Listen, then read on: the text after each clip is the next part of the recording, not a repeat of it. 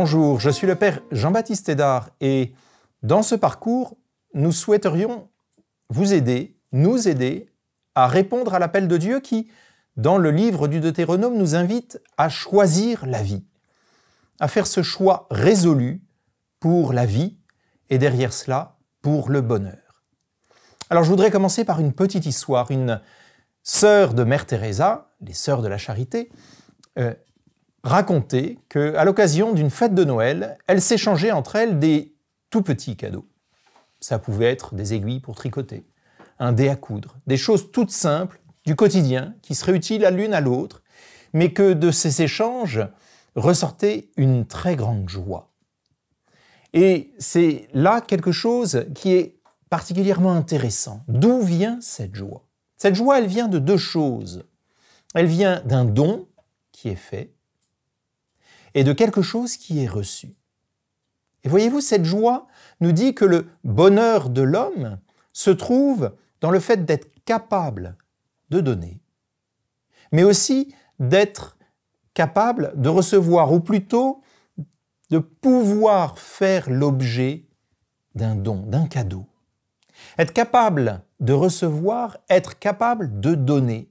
Cette sœur témoigne d'une expérience d'un bonheur profond, très simple, mais profond, une joie profonde.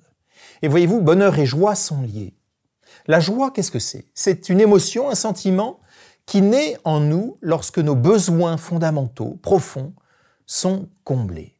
Et le besoin le plus fondamental qui existe, c'est celui de se savoir aimer et d'aimer.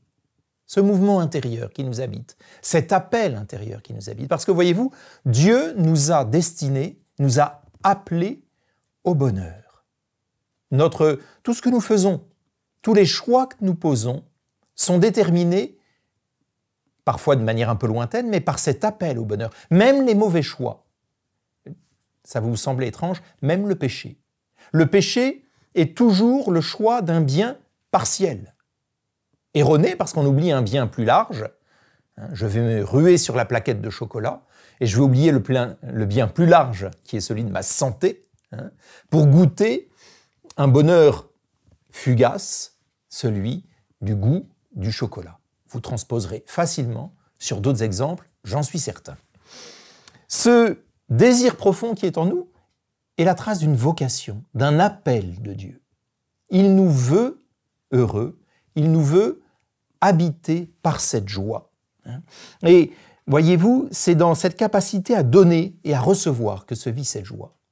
Et il faut distinguer la joie du plaisir. Le plaisir va être une sensation que nous éprouvons au plan intellectuel, au plan sensible, lorsqu'il y a une correspondance immédiate avec quelque chose qui vient satisfaire nos besoins, mais d'une manière plus fugace. On peut éprouver du plaisir, mais ne pas éprouver de la joie. Je vais prendre un exemple dans un film du cinéma français où deux malfrats arrosent à la mitraillette d'autres personnes. Ils reviennent en disant « Je ne dis pas que cela soit juste, je dis que cela soulage ». Ils ont pu éprouver du plaisir, mais ils n'ont certainement pas éprouvé au fond d'eux-mêmes une joie profonde. La différence aussi entre le plaisir et la joie, c'est que la joie reste. Le plaisir passe. Donc, c'est cet appel à la joie. Alors, il peut y avoir joie et plaisir aussi en même temps, et souvent, les deux peuvent être associés, et c'est tant mieux. Mais voyez-vous, ce qui est important, c'est de retenir que qu'est-ce qui est au cœur du bonheur? C'est l'expérience du don accueilli, du don reçu, et du don, qui est fait. Saint Luc, dans les Actes des Apôtres, nous rappelle une phrase du Christ qui ne se trouve pas dans l'Évangile. Il y a plus de bonheur à donner qu'à recevoir. C'est dans les Actes des Apôtres, au chapitre 20, verset 35. Lorsque je donne, et plus particulièrement lorsque je me donne, naît une joie parce que je suis fait pour me donner. Le drame, c'est lorsque ce don n'est pas accueilli. Et à ce moment-là, on peut expérimenter une blessure, parce qu'on est face à un manque. Ce don, ce pourquoi on est fait, n'est pas accueilli. Voyez-vous, c'est quelque chose d'important, c'est que lorsque je donne, nécessairement, je me donne dans l'acte de donner. Je ne fais pas simplement que donner un geste de tendresse, que de donner un cadeau, que de donner une attention particulière, que de donner une parole valorisante. Non, à travers cela, je me donne et je rejoins l'autre dans la personne, dans ce qu'il est profondément. Et il s'établit une communion entre nous. Et le bonheur naît dans cette communion. Alors, voyez-vous, le don exprime mon amour pour l'autre. Et le don, le fait que... Et d'ailleurs, on le sait bien, lorsque un cadeau n'est fait d'une manière très formelle, on le reçoit et puis on va le sentir. On va le sentir. On le reçoit et puis on le laisse de côté. Ou voilà, des cadeaux qui finalement ont peu de valeur. Par contre, lorsque le cadeau a été choisi, lorsque une personne s'est donné du mal pour faire un cadeau. L'exemple, typiquement, c'est les enfants qui reviennent de l'école avec un dessin pour la maman. Bon, eh bien, ce dessin n'a aucune valeur artistique peut-être, mais il a pour la mère une très grande valeur. Et elle le reconnaît. Et l'enfant est heureux de voir que sa mère accueille le dessin et accueille surtout, à travers le dessin, l'accueille lui et accueille le don qu'il fait de lui à sa maman. C'est extrêmement simple. Voyez-vous, on comprend pourquoi le bonheur n'est pas lié à une question de beauté, de richesse, de santé ou d'autres facteurs humains. Non, c'est quelque chose de plus profond que cela. C'est le fait de pouvoir se donner. Le bonheur n'est pas lié, c'est une chose toute simple, qui n'est pas lié à la richesse, qui n'est pas lié à la beauté, qui n'est pas lié même aux capacités humaines. Il peut y avoir autant de bonheur dans un palais que dans un taudis. Alors vous allez me dire, l'argent, on le sait, l'argent ne le fait pas le bonheur, mais il contribue, rajoute certaines grand-mères ou certaines personnes. Oui, pas toujours. C'est quelque chose de bien plus profond que cela. Alors, on va écouter un petit témoignage de gens qui ont fait le choix de se donner aux autres et qui, à travers ce don, eh bien, ont trouvé le bonheur.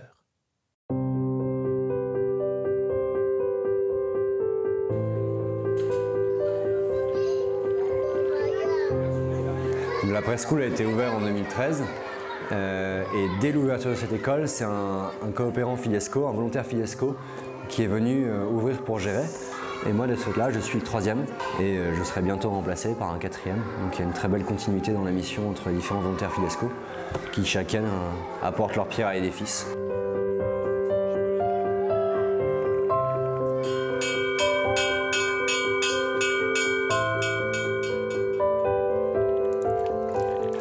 J'ai pas de formation de prof ni quoi que ce soit, j'ai été envoyé ici parce que j'ai fait du scoutisme chez les Louveteaux en tant que chef du coup. Je les ai vus évoluer pendant 3 ans et ça fait 3 ans qu'ils me connaissent, ça fait 3 ans qu'ils m'appellent par mon prénom, qu'ils savent où je vis, que moi je vais dans leur village pour les rencontrer, que je connais non seulement les enfants mais aussi les familles, les antécédents, etc.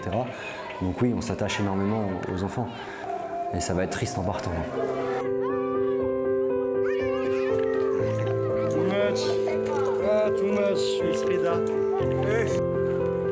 On vit en communauté à 4, dans le cadre volontaire Filiesco. Ça pourrait être très difficile parce qu'on ne s'est pas choisi, on n'a pas choisi notre boulot, on n'a pas choisi le pays de mission. Mais on est tous là pour la même chose. On est tous là en tant que volontaires, en tant que missionnaires. On vit ensemble, on travaille ensemble, on prend tous nos repas ensemble, on prie ensemble plusieurs fois par semaine et on passe nos week-ends ensemble. Donc ouais, c'est plus que des colloques, quoi. On est coloc, on est collègues, on est amis, on est tout ensemble. C'est la famille, en fait.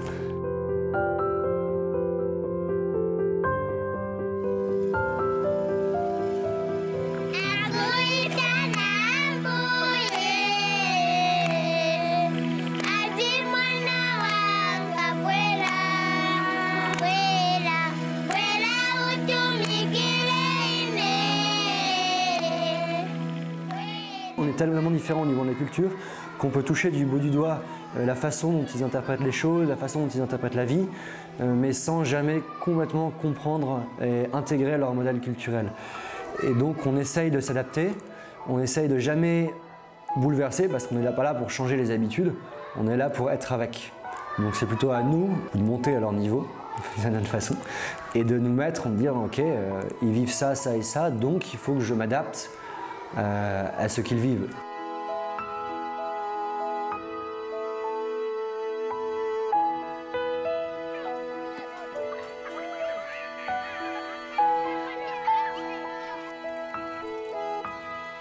on apprend aussi que faire des choses, c'est bien, mais le plus important, c'est comment on les fait et avec qui.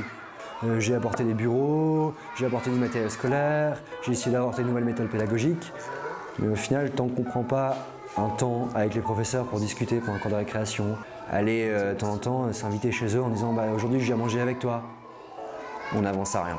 Donc ce qui est vraiment important, et c'est vraiment ce que j'ai appris ici, c'est à être avec les gens. C'est le plus important des choses que j'ai appris en 3 ans de mission.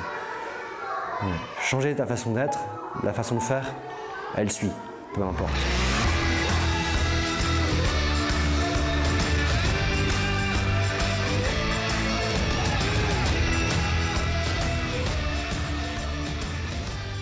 Nous venons donc de voir ces jeunes qui ont cette joie à se donner, qui ont trouvé leur joie à se donner. Et d'ailleurs, ça n'est pas rare que des jeunes qui partent comme ça, se donner aux autres, dans le don d'eux-mêmes, trouvent leur vocation, trouvent leur mission pour la vie, entendent un appel de Dieu, parce que c'est dans ce don de soi qu'on fait l'expérience du bonheur et qu'on peut faire l'expérience du bonheur auquel Dieu nous appelle.